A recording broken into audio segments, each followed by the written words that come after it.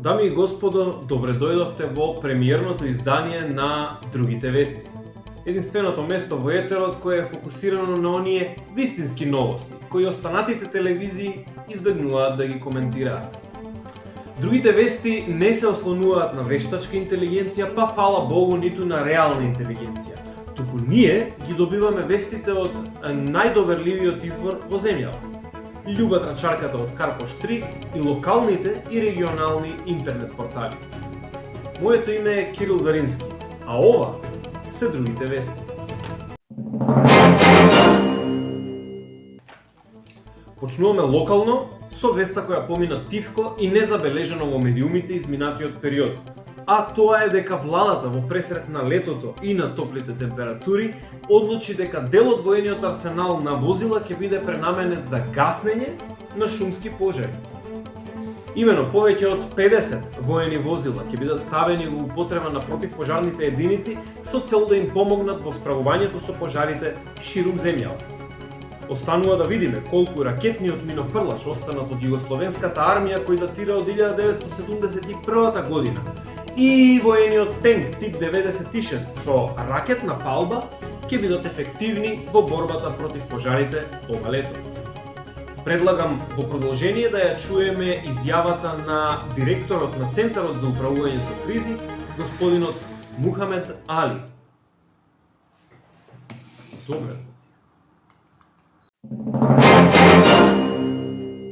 Ова година според МПС-от и во комбинација со делумоштите прогнози кажува дека ова година се поголем ризик од плач. За моментот со новите возила претенски промени мислам дека ова година ќе биде многу подобро според лани со опремени. Се чека многу краток период и вториот авионат да се и два еликоптери од армијата и две еликоптери од полицијата, мислам дека ова година стана многу подобро од страни во сите други, и во другот на возилата, и во воздушната возможност, и во сите други ресурси. Како одговор на зголемувањето на возниот парк на противпожарната единица, цистерните кои досега се користеа за гаснење на пожари, поради нивниот голем капацитет, ќе бидат пренаменети за разнесување на лед и бели пецива. Апропо предходната вест, оваа наша домаќинска влада продолжува со штедење на државниот имот преку реупотреба и ренамена на постоечките ресурси. Со последната промена на законот за конфискуван имот, им се дозволува на државните функционери и на државните институции да можат да ги користат запленетите возила, кои во моментот се во сопствеништво на Агенцијата за управување со одземен имот. Премиерот Мицковски најави дека после долги години и неуморни шпекулации, конечно ќе имаме можност да организираме трка и да видиме кој е побрз. Мерцедесот на Груевски или джипот на Бекал. Многу свежа тема. Таза, што би се рекло. Одиме со следната вест, која ни доаѓа директно од билтенот на Министерството за внатрешни работи. Веста ви ја пренесувам во целост и таа гласи: претреси во Ѓорче Петров и Волково. Дрога, оружје и пари пронајдени кај две лица. Штета е, драги гледачи, што за конечно да се пронајдат пари кај некого во земјава, треба да се вмешаат вооружените сили. А кога сме кај парите, време е за насловот кој го одбележи изминатиот период. Представувајќи се како Божи човек кој крши магии, Скопјанец дошол до 400.000 евра од брачен пар од Берово, кој барал помош за нивниот син. 54 годишен маж од скопското село Трубарево е приведен поради сомнеж за измама поради тоа што се представувал како Божи човек со наводни паранормални способности, како бајач и истерувач на магии, тврдејќи дека над синот на измамениот брачен пар е направена црна магија која го загрозува неговото здравје и неговиот живот. Брачниот пар поднел кривична пријава против скопјанецот кој на повеќе наврати земал суми во висина од 5, 6 и повеќе илјади евра, при што во периодот од 2022 до 2025 година се стекнал со дури 400.000 евра.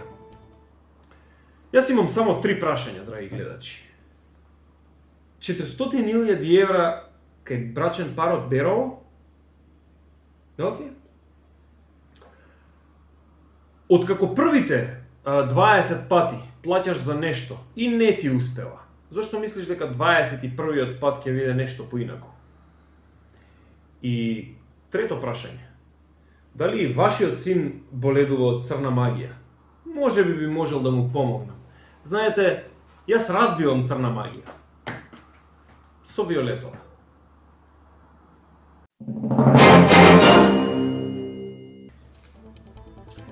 И од височините на Малешевските планини одиме директно кон височините на славата и бизнисот, односно одиме во Холивуд.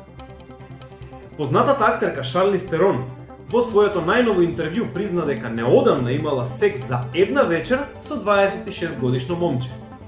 49 годишната Терон рече дека сексот бил, цитирам, неверојатен и дека мора да практикува вакви авантури што е можно почесто.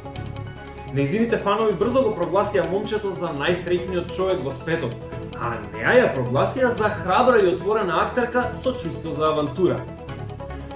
Па јас ќе прашам зошто, драги гледачи, секој пат кога некоја актерка ќе има секс за една вечер со 26 годишно момче, нејзе ја нарекувате храбра и отворена.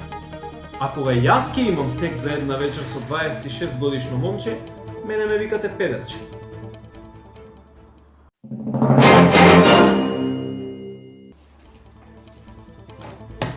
И за крај, метео. Сите ќе гориме во пеколот.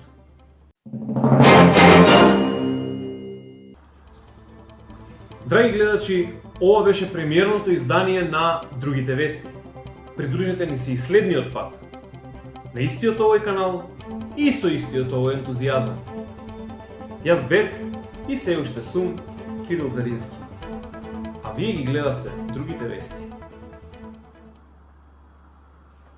Довидување.